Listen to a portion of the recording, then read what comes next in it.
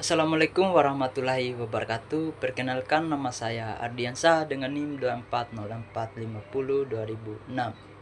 Jadi pada kesempatan kali ini saya akan memaparkan hasil observasi saya di SLBC YPPLB Makassar, di mana kita lanjut pada pembahasan pertama, di mana tujuan observasi. Yang dimana tujuan observasi ini kami lakukan untuk mengetahui kemampuan gerak, koordinasi, dan kemandirian anak tunagrahita, khususnya dalam kegiatan bina gerak di sekolah. Selain itu, observasi ini juga bertujuan untuk mengidentifikasi hambatan dan potensi anak, agar anak dapat menjadi dasar bagi guru dalam menyusun program latihan gerak yang sesuai dengan kebutuhan masing-masing peserta didik. Kemudian saya akan menjelaskan mengenai profil singkat sekolah. Jadi, kegiatan observasi dilakukan di SLB CYPPLB Makassar yang beralamat di Jalan Cendrawasih 1 nomor 226A, Kecamatan Mariso, Kota Makassar. Sekolah ini berstatus swasta dan dipakai oleh di kepala sekolah oleh Bapak Ilyas Ibrahim. SLBC YPPLB Makassar merupakan sekolah yang melayani peserta didik dengan hambatan intelektual atau tunagrahita dan menyediakan berbagai program pembinaan, termasuk program bina diri untuk membantu mengembangkan kemampuan motorik dan kemandirian anak. Dan kemudian kami melakukan wawancara terhadap siswa tersebut, yang dimana identitas siswa yang diobservasi. Subjek observasi kami adalah seseorang siswi yang bernama Aisyah Dinda Mahda, berusia 17 tahun, duduk di kelas 8 SMP. Jadi observasi kami dilakukan pada hari Kamis 19 Oktober 2025, mulai pukul 19 hingga 10 pagi.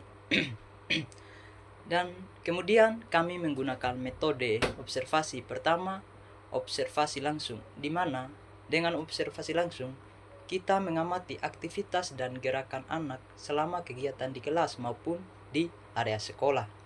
Dan kemudian dokumentasi, di mana berupa catatan lapangan dan foto kegiatan selama proses observasi berlangsung. Dan kemudian kami juga menggunakan daftar checklist kemampuan gerak anak yang mencakup aspek motorik, motorik kasar, motorik halus, dan koordinasi mata dan tangan, kelainan gerak, serta kemandirian dalam aktivitas sehari-hari. Oke, kita akan lanjut pada hasil observasi kami. Berdasarkan hasil pengamatan, kami memperoleh beberapa temuan penting.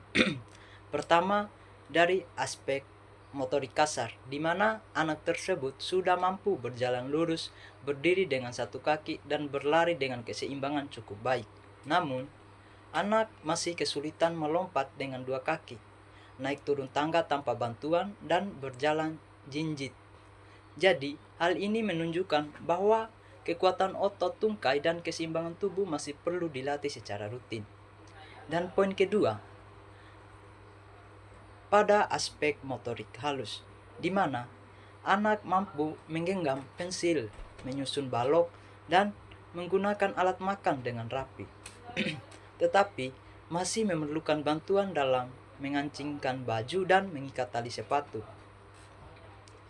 Yang ketiga, untuk koordinasi mata dan tangan, di mana anak cukup baik dalam mengarahkan tangan terhadap benda, tetapi masih membutuh bantuan untuk tugas yang lebih kompleks. Kemudian yang keempat, dari aspek kelainan gerak, yang dimana tidak ditemukan gangguan serius, hanya bentuk kaki yang sedikit berbentuk O, namun masih dalam batas wajar.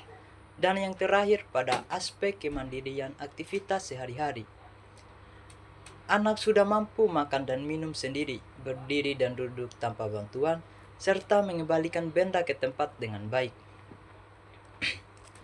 Dan kemudian bisa kita simpulkan bahwa dari hasil observasi dapat disimpulkan bahwa kemampuan gerak anak berbeda pada kategori cukup berkembang, namun masih memerlukan latihan yang berkelanjutan, terutama untuk melatih kekuatan otot, koordinasi, dan keterampilan motorik halus. Jadi, secara umum, anak menunjukkan potensi yang baik untuk dikembangkan melalui program bina gerak yang konsisten dan terarah. Dan adapun saran dari kami bagi guru tersebut agar terus memberikan latihan sederhana seperti berdiri satu kaki, melangkah di garis lurus, dan permainan melompat. Dan kemudian adapun saran bagi orang tua, diharapkan kepada orang tua mendukung latihan di rumah melalui kegiatan sehari-hari seperti berpakaian sendiri atau meronce. Kemudian adapun saran bagi sekolah, yang dimana penting untuk terus mempertahankan program bina gerak sebagai bagian dari pembelajaran rutin. Dan demikian penjelasan singkat dari hasil laporan observasi bina gerak anak berkebutuhan khusus di SLB CYPPLB Makassar. Saya mengucapkan terima kasih kepada guru, siswa, dan pihak sekolah yang memberikan kesempatan serta bimbingan selama proses observasi langsung.